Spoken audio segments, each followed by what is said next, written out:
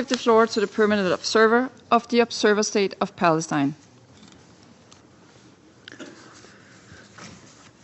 Madam President, allow me at the outset to thank Assistant Secretary General Khalid Khiari for his briefing and to convey through him our condolences and solidarity for the UN staff members killed and injured, some sustaining life-altering injuries and amputation, while they were in UN premises as a result of Israeli bombardment yesterday, and others who were killed recently from UNRWA, as Mr. Lazzarini has informed us. These victims were upholding the UN's most noble mission, trying to save lives. And as all humanitarians, they are having to do so at the peril of their lives. They were upholding the mandate conferred to them by this Council in its Resolution 2720. They are entitled to protection as Palestinian civilians are entitled to protection, and both are being blatantly deprived of it. This demonstrates yet again the indiscriminate nature of Israeli attacks. Allow me also to acknowledge the testimony of Eli Sharabi and present our condolences for his loss. Maybe no one around this table can fully grasp what such a loss means: the killing of loved ones, prolonged captivity, fear and trauma. But Palestinians, us, can. We understand this pain because we live it. They endure it every day. Entire families obliterated in massive and indiscriminate bombardments. Children shot by Israeli snipers in the head and in the chest. Communities uprooted by force. There is not a single Palestinian family that does not have a loved one killed, wounded, detained, or displaced. And they have been enduring these horrors and injustices for decades, even though they reached an unprecedented scale in the last year and a half. When confronted with such loss, either we pursue justice or vengeance. Justice ends suffering. Vengeance perpetuated.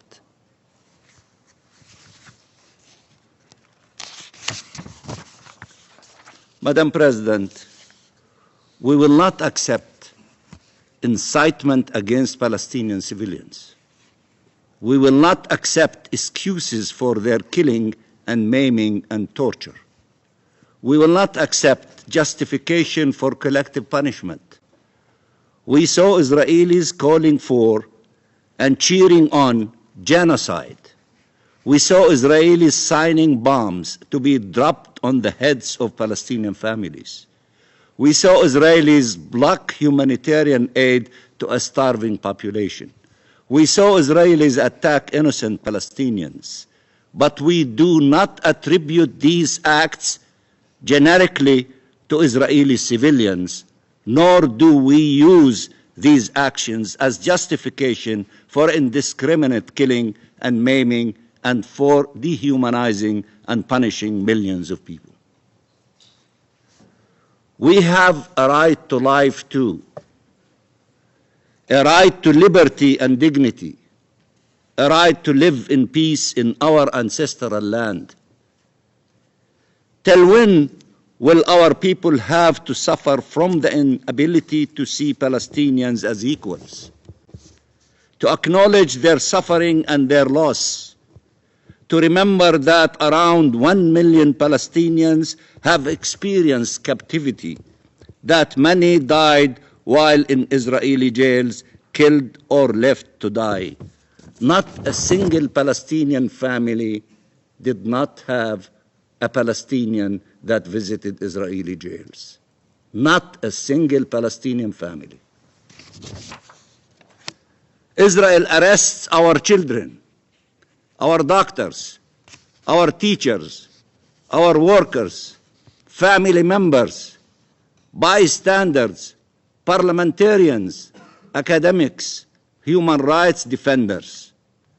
Israel considers all Palestinians guilty. All Palestinians guilty. Till when will people pretend they do not see the images of Palestinians coming out of Israeli captivity looking like ghosts? Starved and traumatized, beaten and some raped. Till when Israel will pretend it bears no responsibility in the crimes it commits? Till when our humanity and our rights will be denied? We have to note that usually the ones who suffered most on both sides have been among the most passionate advocates for a ceasefire for over a year now. Those who suffer the most, they have solidarity with each other. Their calls should be heeded, as many of you referred to another victim that gave testimony to us, and she asked for the ceasefire to be defended and the 3 stages of the agreement to be implemented. Listen to her. Their calls should be heeded. Their suffering should not be used to inflict more death and devastation or as an excuse for perpetual war, genocide, forced displacement and annexation, dehumanization and hate. The suffering of all civilians must end. All civilians.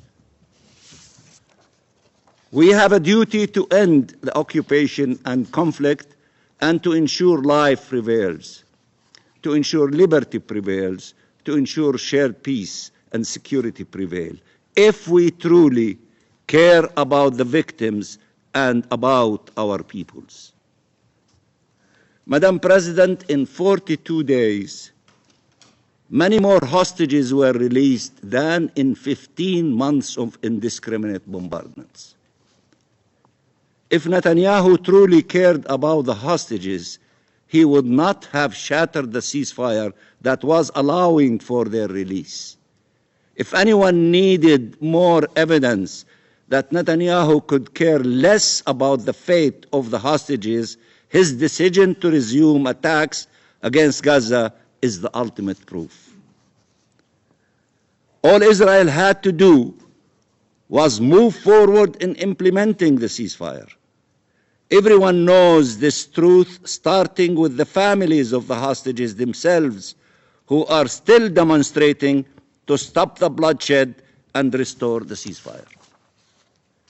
Killing innocent Palestinian civilians by the hundreds each day, forcibly displacing our population with the clear aim of annexing our land and ending our national identity has nothing to do with hostages or security. It has everything to do with the attempt to destroy the Palestinian people as the means to seize their land. Madam President, the Israeli Minister of War addressed what he called the residents of Gaza, saying, and I quote, "Soon the evacuation of the population from combat zones will resume, and what follows will be far more severe. You will pay the full price, return the hostages and remove Hamas. The alternative is total devastation." End of quotation. After having confessed to weaponizing humanitarian aid, Israel is also confessing to its policy of collective punishment, indiscriminate attacks, and of wanton destruction and devastation. The Israeli government cannot speak of humanity nor denounce barbarism, not when it kills 400 Palestinians in one night, including over 150 children, representing one of the largest single-day child death toll in the last year. Not when it killed 50,000 Palestinians, maimed over 100,000 Palestinians, and destroyed the lives of 2 million people. Not when it is starving our people. Not when it is forcibly displacing them. Not when it is abducting thousands and subjugating them to torture and beating and degrading treatment and sexual violence. Not when it is detaining the corpses of hundreds of Palestinians, denying their families the right to provide their loved ones dignified burial. Israel considered it is barbarism only if it attributes to the act of Hamas, but it is justified if it is committed by Israel. It is barbarism if the act is against an Israeli, and it is legitimate if the act is against a Palestinian. Look at this, despicable, double standard. Israel has a right to kill and maim, to arbitrarily detain and torture, to displace and destroy and devastate, and we have the right to die and disappear. That is not how international law works. There are prohibited actions regardless of the identity of the perpetrators and regardless of the identity of the victims. There are protections afforded to all civilians regardless of the nationality, religion, and race. These prohibitions and protections must be upheld. Madam President, civilians should not be harmed. Civilians should not be harmed. They should not fear being killed in their houses or abducted from their homes. Families should not be torn apart. They should be reunited in life, not in death. Reunited in life, not in death. We have been pushing for a ceasefire that guarantees this aim, while Israel continues advocating for more killing and more destruction. There is no military solution to this conflict. You cannot kill your way to a solution. You cannot negate the millions of Palestinians. We are rooted as olive trees deep in our land. You cannot kill all of us. Again, there is no military solution to this conflict, and you cannot kill your way to a solution. The Israeli government is trying to convince its people that killing, dispossession, and displacing Palestinians is the only way forward, while we have, even in the midst of this genocide, continued to plead for achieving our freedom through peaceful means. Our president from this chamber said, I am ready to negotiate and to talk peace. And for those who said Ramallah is so close to Jerusalem, he is ready in Jerusalem and in Ramallah and everywhere to talk peace. For those who are ready and willing, Palestinians is the only way forward, while we have, even in the midst, as I said, of this genocide, continued to plead for achieving our freedom through peaceful means, for respect for international law, for two states living side by side, as many of you state very often, for shared peace and security. It is for every government around the world to choose now the vision they will rally behind and to use all means available to them to see it prevails. Both sadism and balancing acts will not cut it. You have to decide. You cannot play both ways. The fate of millions of people cannot be left to the decisions of this Israeli government that caters far more to the political survival of Netanyahu than the survival of hostages, that wants to get rid of the Palestinian people and steal Palestinian land, that wants to render occupation permanent and peace impossible. The ceasefire is a test. Failing at it means only prolonging the agony and suffering caused by today's horrors, but setting the stage for horrors to come. It is a test we cannot afford to fail. We have to defeat this option. Peace is the only option available to us, to them, and to all of you. Help us to move in the direction of peace and away from the direction of killing and war. And I thank you very much, Madam President. I thank the permanent observer of the Observer State of Palestine for the statement. I now give the floor to the representative of Israel. Thank you, Madam President, and thank you to Assistant Secretary General Chiari for your briefing today. I would like to thank the United States, the UK, and France for calling this important session. Before I begin, I want to thank Eli Sharabi for his courage today. Eli, there are no words that can begin to describe the strength it takes to be here after everything you have endured. None of us can truly comprehend the pain, the suffering, the loss you have endured. The torment of 491 days in captivity, the terror of returning to a home that no longer exists, the weight of knowing that your entire world was taken from you. Yet, despite all of this, you sit here today, not for yourself, but for those who remain behind. For over 530 days, 59 innocent men, women, and children have been trapped in Hamas captivity.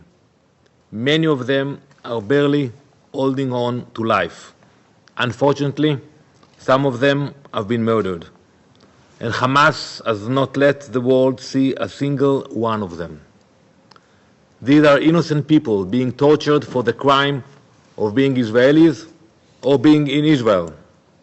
They are starving in the dark, alone, afraid, suffering beyond what words can capture. They are denied food, water, and medicine. They are beaten, tortured, and humiliated. They are being held in conditions so inhuman, so depraved, that the hostages who were freed can barely describe what they endured. The cruelty here is not just from Hamas. It is also from the silence of the world. Eli Sharabi testified before you today and laid bare the horrors of his captivity. He described the torment he endured and spoke for the other hostages still in Hamas's hands. Now the question that demands an answer is this: where is the world? Where is your outrage? Where is the international outcry for their release? Where is the demand from every nation to bring them home? Since October 7th, you have passed 77 resolutions in this chamber. There has not been a single resolution condemning Hamas. Meanwhile, there are those in this chamber who refuse to even mention the hostages. Algeria, you have spent months in this room condemning, accusing, and criticizing Israel. But when a human being sits before you today, After enduring the worst of humanity at the hand of those you defend, you could barely acknowledge his presence. You couldn't find the decency to even say his name. That is outrageous. And the world can see it. For 530 days, you have erased the hostages. You have spoken about Gaza without mentioning the crimes of Hamas. You have debated humanitarian assistance without acknowledging the humanitarian crimes Hamas is deliberately inflicting on the hostages. You have had the audacity to talk about a ceasefire without demanding that those held in Hamas's terror tunnels be freed. How can you claim to stand for international law while ignoring the hostages? How can you speak of human rights when you refuse to recognize the most horrific human rights abuse in this war? How can you sit in this chamber, look Eli Sharabi in the eye, and say nothing? The massive amounts of humanitarian aid that Israel has facilitated, coordinated, and allowed into Gaza have reached every segment of the population except one: the hostages. While Gazan civilians benefit from food, medicine, shelter, and support, these innocent individuals languish in conditions that defy human comprehension. Those hostages have not seen an ounce of that aid. Think how many trucks, how many containers. We listened to you, Eli, that you got a quarter of a pita a day. There are so many on this council, you, who never fail to scream for more aid, more trucks, more shipments, more access, yet you have never once demanded that a single piece of that aid be delivered to our hostages. Not a single word has been spoken. Not a single demand has been made. Not a single resolution has been passed insisting that those in the most desperate need of humanitarian assistance actually receive it. The UN's inaction on the plight of the hostages is a moral collapse of the highest order. To be clear, it's not just this council that has failed. The entire UN system has forsaken its responsibility. So many agencies that claim to be the protectors of humanity have abandoned the hostages entirely. Where was the Security Council? The General Assembly? OCHA? UNICEF? The so-called Human Rights Council? The Red Cross? The Red Cross has not conducted one visit, one inspection. We heard the absurd equation you made about the detainees in Israel. They have 3 meals a day, they have medical treatment, they have visitations of the Red Cross. Before the war, they had visitations of families. How can you compare it? The Red Cross had no one inspection or spent one moment with the hostages in Gaza. And yet, for 530 days, the Red Cross has continued to act according to Hamas's playbook. Colleagues, there is one absolute certainty in this situation. The war will not end until the hostages are freed. Israel did not choose this war. Hamas did. It was Hamas that invaded Israel and Eli's home. It was Hamas that slaughtered our people, and for 3 months it was Hamas who stalled negotiations. Hamas was given the chance to extend the ceasefire. Hamas was given the opportunity to bring relief to the people of Gaza. Hamas was given a choice, and they chose war.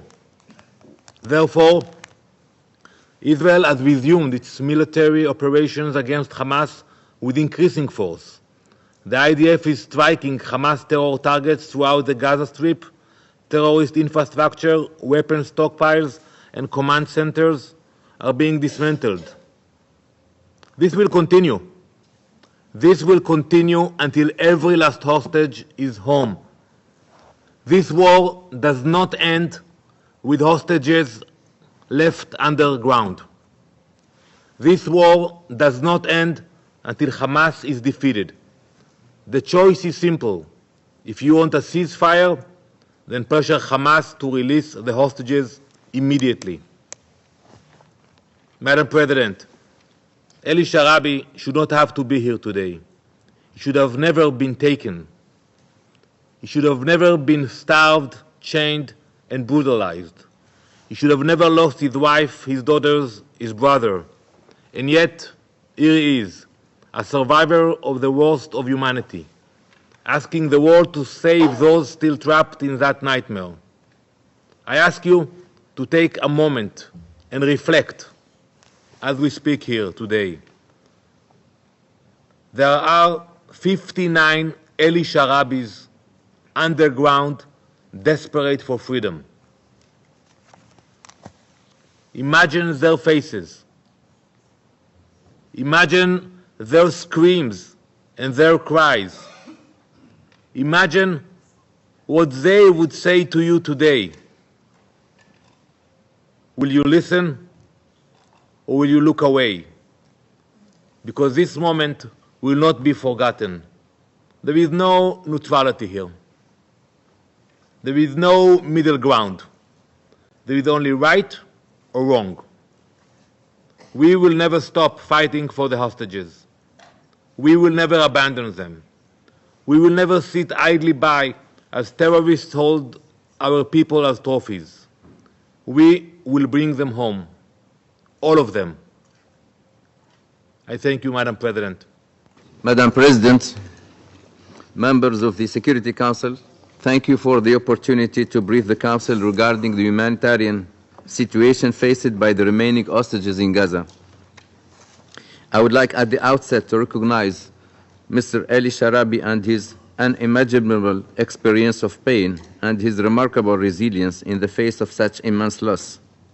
I extend to him my condolences for the tragic loss of his dear family, wife, 2 daughters, and a brother.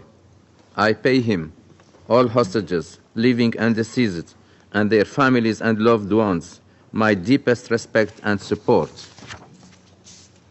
I again extend my deepest condolences to all the bereaved families who lost their family members and loved ones during and after the horrific attack by Hamas and other Palestinian armed groups in Israel on 7 October 2023. The United Nations continue to unequivocally condemn the appalling acts of terror that took place on 7 October and continued holding of hostages in Gaza. Nothing can justify the intentional killing, torture, sexual violence, and destruction. Entire families murdered, burned in their homes, taken hostage. The events of that horrific day will not be forgotten.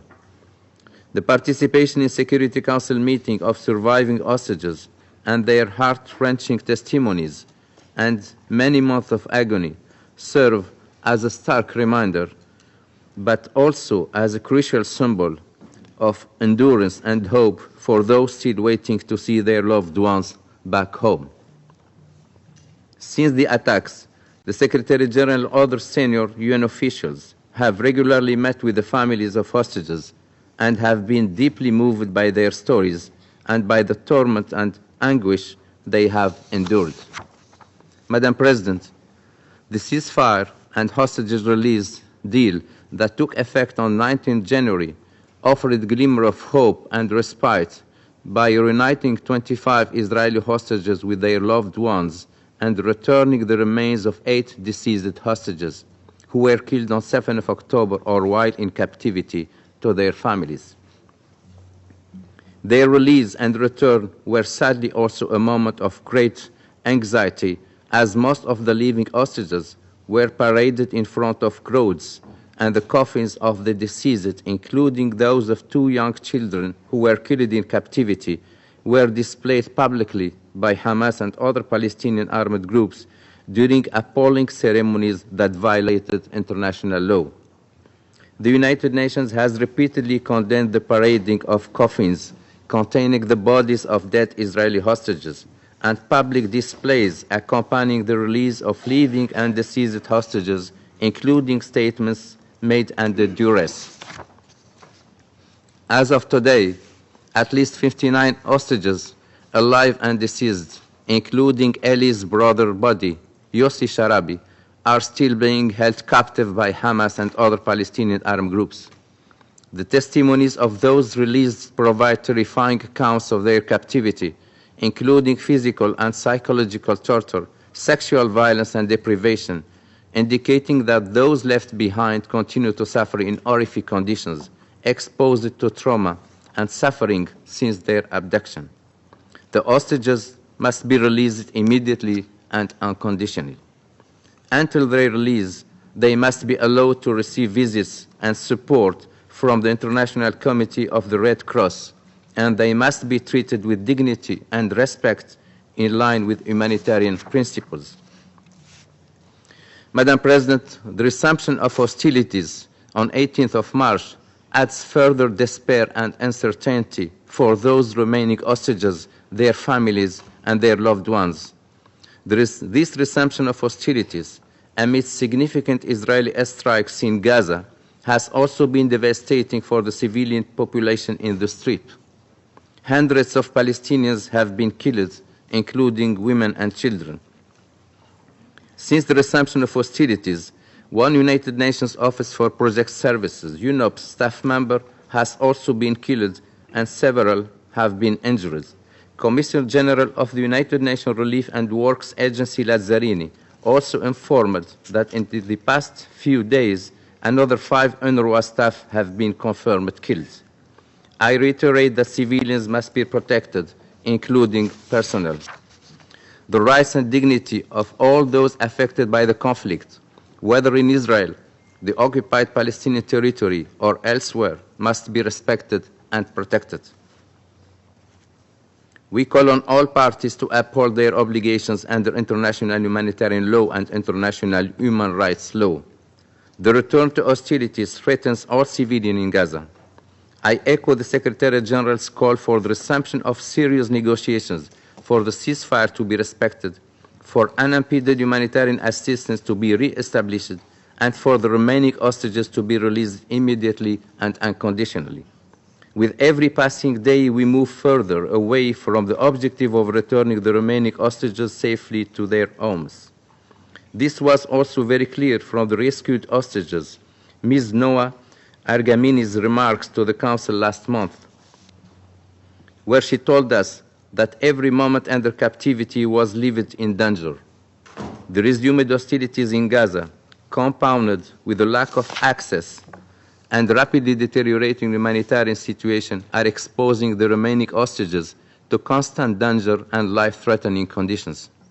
As Under-Secretary General Fletcher briefed you earlier this week, a renewed ceasefire is the best way of protecting civilians in Gaza, in the occupied Palestinian territory, and in Israel, releasing hostages and detainees and allowing aid and commercial supplies in. We remain steadfast in our commitment to protecting human rights, defending humanitarian principles, and supporting all efforts that promote peace, stability, and a more hopeful future for all people in the Middle East. We are also convinced that the only path to durable peace will be achieved when Israel and Palestine live side by side in peace and security, in line with international law and relevant UN resolutions, with Jerusalem as the capital of both states. The United Nations stands ready to do all it can to support the parties in reaching that objective, and it will continue to do all it can to support an end to this suffering.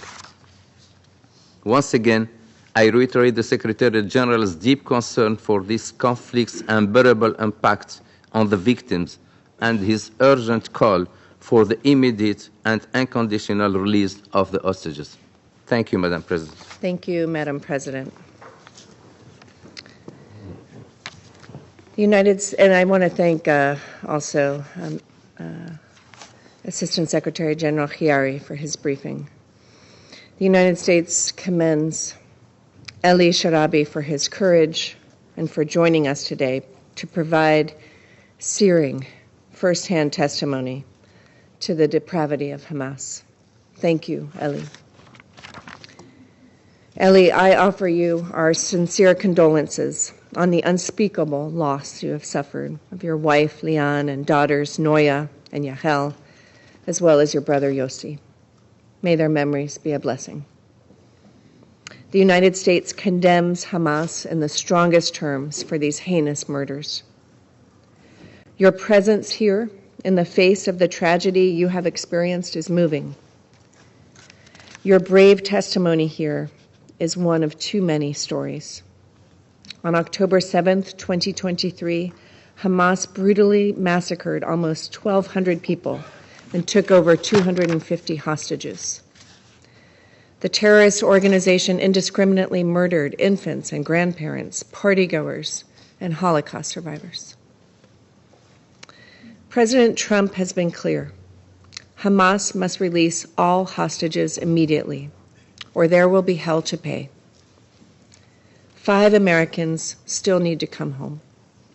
Idan Alexander can still return to his parents' arms, but Hamas continues to hold the bodies of Itay Chen, Gadi Haggai, Judy Weinstein Haggai, and Omer Nutra, all brutally murdered in Hamas captivity.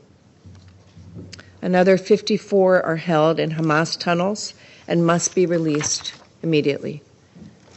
Hamas bears sole responsibility for the war and the resumption of hostilities.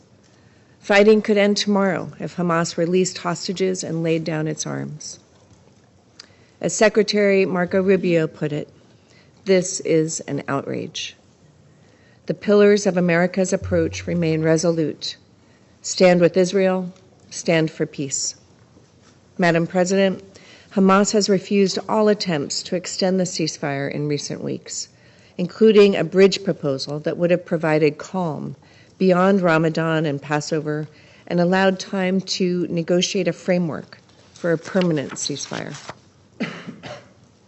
Madam President and colleagues, it has now been 530 days since Hamas started this horrific conflict, one that has upended so many lives and caused such immense suffering. We must recognize Hamas's savagery for what it is, the acts of a terrorist organization that purposefully committed the worst massacre of Jews since the Holocaust. It was Hamas that engaged in sexual violence toward hostages, released multiple hostages in a condition reminiscent of Holocaust survivors, and murdered and paraded the coffins of the Bibas children through the streets. And it is Hamas who is responsible for the resumption of hostilities, refusing time and time again to accept proposals to extend the ceasefire. We recognize Egypt and Qatar's interest in mediating negotiations, and we look forward to continued discussions with Arab partners on the future of Gaza without Hamas. Hamas is an impediment to peace and has no right to speak on behalf of Palestinians. I thank you. I thank the representative of the United States for the statement. I will give the floor now to the representative of the United Kingdom. Thank you, President. And thank you, ASG Chiari, for your briefing. The United Kingdom joined the US and France in calling for this important briefing. I would like to add my sincere gratitude to you, Ellie, for the courage you've shown today and every day since those horrific events of 7 October. The suffering you and your family have endured is beyond the imagination. Hamas must be held accountable for their despicable actions, including the murder of your wife, Lian, a British national, and your 2 daughters. Your powerful testimony also serves as a reminder of the anguish that the remaining hostages held by Hamas continue to endure. This Council has called for the immediate and unconditional release of all hostages in all 4 of our resolutions since October 7. I repeat that call today. This includes the release of hostage of Nathan Orr and the return of deceased hostages Shay Levinson and Ellie's brother Yossi Sharabi, who also have strong links to the UK. We also remain deeply concerned by the appalling treatment of hostages during their captivity, as we have heard from Ellie today, and the shocking images we have seen around their release. In its dedicated reports, the UN has concluded that there were reasonable grounds to suspect sexual violence occurred during the 7th October attacks. President, the UK is also deeply concerned at reports of sexual and gender-based violence against Palestinian detainees by Israeli forces.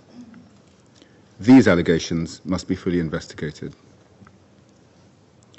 We reiterate our call for the International Committee of the Red Cross to be granted unfettered and immediate access to the hostages in Gaza and Palestinian detainees. Granting ICRC access is a clear obligation under international humanitarian law. The suffering in Gaza has gone on for far too long.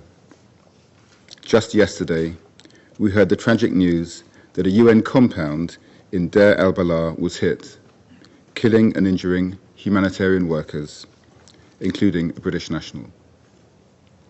Our thoughts are with the victims and their families. And as my Foreign Secretary has said, this appalling incident must be investigated transparently and those responsible held to account.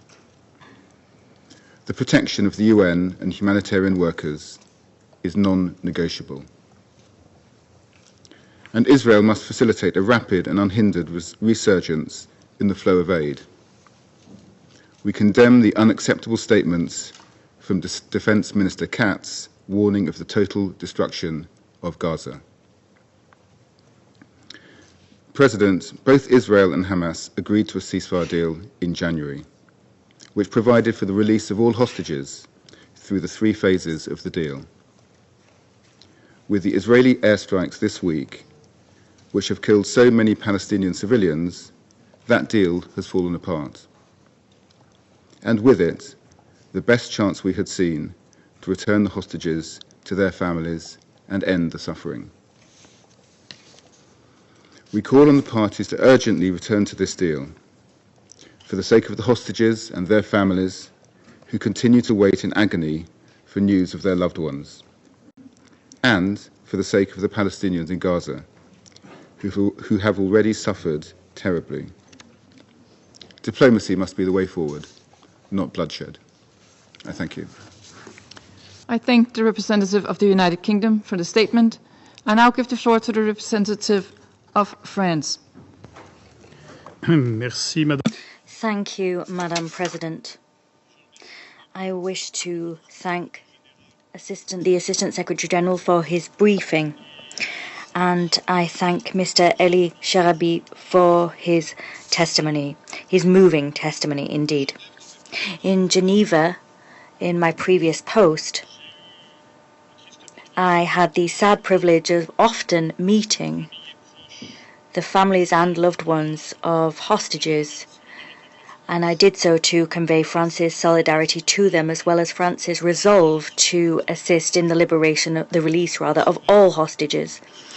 Mr. Sharabi, please allow me to convey to you my solidarity and my respect for you on behalf of my country. Please accept our deepest condolences following the losses that you have weathered, the losses of your loved ones. Please know that our solidarity is even stronger, given that French people have also been detained. Some have come back, and some will never return. Madam President, we will never forget the trauma weathered by hostages, their families and the Israeli people during the terrorist attacks perpetrated by Hamas and other terrorist groups on the 7th of October 2023. These were attacks that stand as the worst anti-Semitic massacre since the Holocaust. The Council must condemn these massacres, speaking out with one voice. We will continue to strive tirelessly for the release of all hostages. We decry the hellish ordeal that they have experienced and continue to weather. They are innocent civilians. They have been used by Hamas with a cruelty and with a cynicism which beggars belief. They have been detained in captivity in inhumane conditions and have weathered acts of torture which are acts of heinous crime.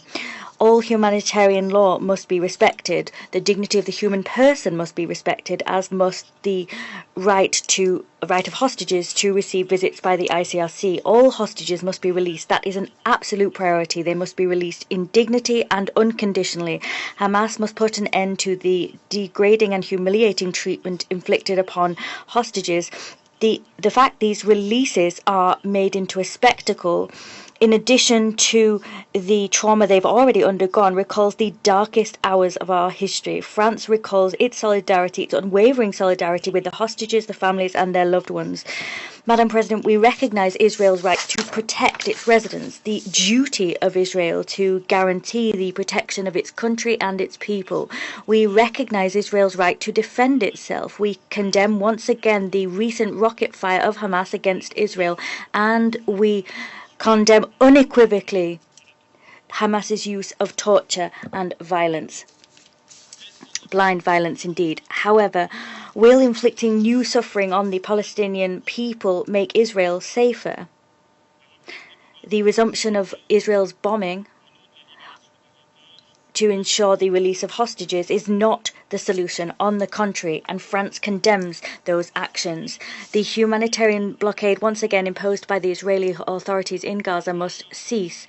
Moreover, France condemns the attack on a United Nations building in the Gaza Strip on the 19th of March, which killed a UNET's employee and gravely wounded several others. We convey our condolences to the loved ones of the victim and to the United Nations, and we wish a speedy recovery to those wounded. Full clarity must be garnered regarding who is responsible for that very serious incident. The protection of humanitarian personnel must be guaranteed. Elsewhere, we call upon the parties to return to the path opened by the January agreement, the unconditional release of all hostages in dignity, the immediate resumption of the flow of humanitarian aid, a ceasefire, the launching of peace negotiations.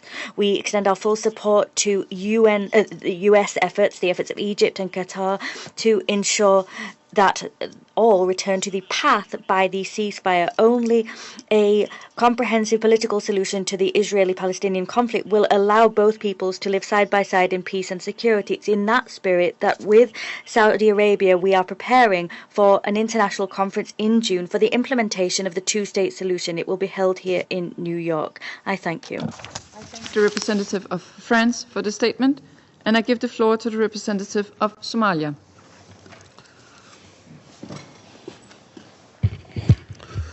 Madam President, thanks for giving me the floor. I begin by expressing our sincere appreciation to ASG Khiari for his briefings on this latest development. And I give the floor now to the representative of Algeria. Thank you, Madam President. At the outset, I would like to thank ASG Khaled Khiari for his briefing. We also listened carefully to the representative of the civil society. Consistent with the universal human rights, no civilian, irrespective of their background, should endure suffering. Every innocent life matters. Consistency is a fundamental principle in international relations. A selective, cherry-picking attitude toward international law, particularly international humanitarian law, is not acceptable. For a country to uphold its international obligations and contribute positively to global stability, it must obey the legal frameworks that govern human rights and humanitarian activities. Algeria, as a serious member of the international community, firmly respects and upholds all its international obligations. We firmly believe that the law is the cornerstone of international law.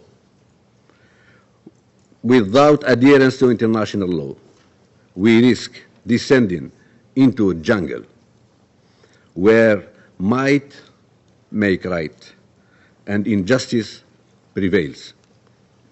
Regrettably, this is precisely what we witness today. In the occupied Palestinian territories, what we see unfolding before us is not the rule of law, but rather an environment where no rules are respected and basic human dignity is disregarded. Humanitarian access, you can block it. Children, women, and elderly, you can massacre them. And workers, UN staff, journalists, and medical staff, you can target and kill them.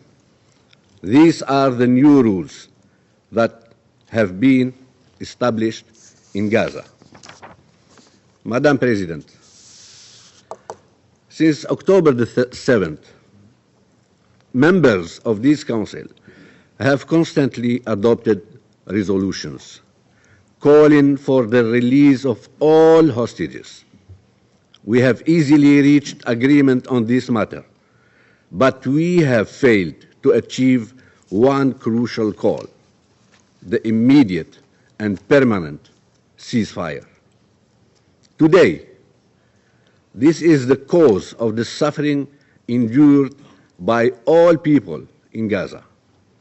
The failure to impose this essential measure prolonged the pain and devastation in Gaza, the pain on all sides.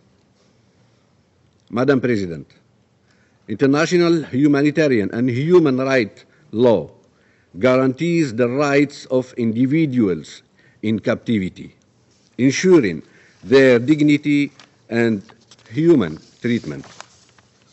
Moreover, the principle of non-reciprocity, a cornerstone of international humanitarian law, prohibits revenge or retaliation. Even during times of conflict, the protection of human dignity must remain a priority. Suffering cannot justify another suffering. However, it is with great regret that we observe the Israeli occupying powers' blatant disregard for these fundamental principles. To illustrate this, first, over 9,500 Palestinians are currently detained in Israeli prisons, with more than 3,400 held under administrative detention, without charges or trial. Why are these individuals arrested? What legal ground justify their detention? Second, since October 7th, the Israeli occupying authorities have cut off all cooperation with the ICRC, rendering detainees disappeared. Third, one of the most grotesque violations involves the Israeli practice of holding the bodies of dead Palestinians. Before October 7th, the number of such bodies was estimated at approximately 400, some dating back as far as the 80s. Today, the number exceeds 600. Madam President, the international community must come together to ensure full compliance with international law. Double standards and selective enforcement of these principles are unacceptable. The law must be upheld universally, without exception, to protect the rights of all individuals, regardless of their nationality or the conflict they find themselves in. Only by holding all parties to the same legal standards can we hope to bring an end to the suffering and build a just and lasting peace. I thank you. And I give the floor now to the representative of the Russian Federation. Thank you, Madam President. We'd like to thank the ASG, Mr. Khaled Khiari, for his substantive briefing about the situation surrounding the hostages detained in the Gaza Strip. Our hearts were filled with sorrow as we listened to the tragic story of Mr. Eli Sharabi, who lost his entire family. Such brutality can have no justification. We express to you, Mr. Sharabi, our heartfelt condolences. We also grieve over all those who died as a result of the escalation which has been going on for over 18 months now. This endless, vicious cycle of violence needs to end at last. The unbearable suffering of peaceable civilians in the area of the Israeli-Palestinian conflict leave no one indifferent. For that very reason, on the 19th of January, the international community welcomed the establishment of a ceasefire between Israel and Hamas. This not only stopped the spiral of violence which claimed the lives of over 49,000 people, but also resulted in the long-awaited release of hostages held in Gaza and of Palestinians held in Israeli prisons. During phase 1 of the deal, 25 hostages were handed over to Israel, as well as 8 bodies, in exchange for almost 1,800 Palestinian detainees. Also, during the 40-day truce, Gazans and Israelis still held hostage there began to harbor hopes of salvation. Access to the enclave was unblocked, humanitarian activities were ramped up, and UN entities reported that humanitarian deliveries to the enclave were increased. The world breathed a sigh of relief. And yet, as the end of phase 1 drew closer, the prospects of further implementation of the deal were called into question. Since day 1 of the truce, the Israeli leadership consistently stepped up its bellicose rhetoric while maintaining an IDF presence in the Strip.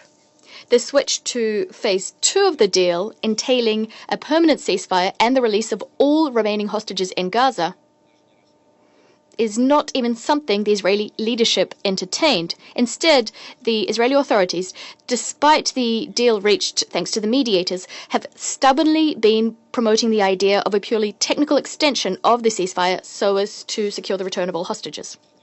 For a long time, the situation was up in the air.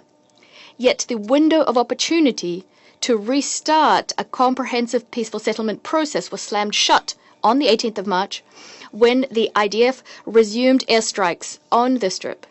As a result, over 420 people died, including a UNOPS staffer. 5 more UN personnel were wounded. As the UNSC stated, the death toll since the 7th of October 2023, that is, among UN staff, is at least 280 people. We join our voice to the decisive condemnation by the Secretary General of attacks on UN staff and his call for a full investigation into this incident. Madam President, we deeply regret the resumption by Israel of military operations in the Gaza Strip. And, as far as we can tell, what we're talking about here is not just airstrikes, but also a ground operation. We decisively condemn any actions leading to the deaths of civilians and the further destruction of social infrastructure. We are particularly disheartened by reports about indiscriminate attacks waged by the Israeli Air Force on Mawasi, an area which Israel had previously designated as a humanitarian safe zone where all those needing emergency medical care could be evacuated to. As a result, today we heard about Israeli cities being shelled from Gaza, including Tel Aviv. This was predictable, given that violence breeds violence. In parallel, Israel resumed a full-blown blockade on the Strip, stopping supplies of water and electricity, despite this obviously posing a threat to the life and safety of all those who remain there, including Israeli hostages. Such a decision is a particularly flagrant violation of international humanitarian law and can be characterized as a war crime. The issue of survival, which Palestinians are being confronted with, is complicated by the critical situation facing UNRWA operations, UNRWA being a key entity for comprehensive support being provided to the Palestinians. By tightening the screws in the Gaza Strip, the Israeli leadership is simultaneously taking illegal steps, including the military operation in the West Bank. Tomorrow, we will have an opportunity to discuss this topic in greater detail. Madam President, today we were acutely disappointed to see that the ceasefire, which we had all worked towards for so long, turned out to be unsustainable. It's hard to discuss its future prospects when the Israeli military and political leadership is openly announcing its intent to use mounting force against Hamas and to hold future deal negotiations exclusively under fire. It would appear that they've already made the choice in favor of war. Who knows how many new victims await Palestine and Israel in the future? We believe that the fragility of the agreements which Israel has just flouted is also explained by the fact that the Security Council, since the very beginning, the Council knew very little about the details of the negotiations paving the way for the deal. Since the outset, the Security Council was deliberately cut off from this process, and the entire emphasis was placed on other intermediaries. Hence, the entire specialized UN toolkit wasn't needed, although the use of this toolkit could have made the ceasefire sustainable. It's important for those who are going to be working on the restoration of the ceasefire in the Strip to be cognizant of this fact. Despite the new escalation of the Israeli-Palestinian conflict, we stand convinced that a diplomatic solution is not only possible, but that is the only realistic option. We call on the Israeli and Palestinian parties, with assistance of intermediaries, to go back to the negotiations table to craft a mutually acceptable compromise solution to the issue of detained persons, a return to the ceasefire, and a resumption of comprehensive humanitarian access. This could allow for a sustainable normalization in the Gaza Strip and for the kickstarting of a full-scale reconstruction of the enclave. We stand convinced that this is precisely what peaceable Palestinians, as well as the relatives and loved ones of hostages that remain in Gaza, wish for, including Mr. Maxim Herkin, who was born in the Donbass. It's important for all regional players and the international community as a whole to work towards this end. The process of Israeli-Palestinian settlement should return to the political track so as to satisfy all of Israel's lawful security concerns, as well as Palestinians' aspirations to their own state within 1967 borders. We stand ready to pursue this objective here in the Security Council, together with all those who share in this approach. I thank you. Having listened to some of the statements made by others around the Council, on 3 points, if I may. On humanitarian aid, getting into Gaza, I would just reiterate the position that we have articulated, that nobody wants to see Palestinian civilians in Gaza go hungry or thirsty, and that we are working tirelessly to resolve this crisis. With respect to the report issued by the Commission of Inquiry cited by some in the Council today on alleged sexual violence by the IDF, I would point out that this report conflates the acts of a few who will be reprimanded by Israel with the full-fledged sexual violence campaign orchestrated by Hamas on October 7th, and that is disgraceful.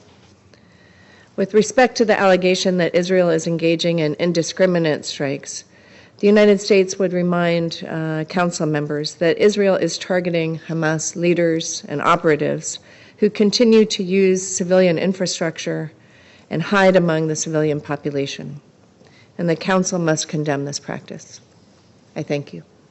I thank the representative of the United States for the statement. I now give the floor to the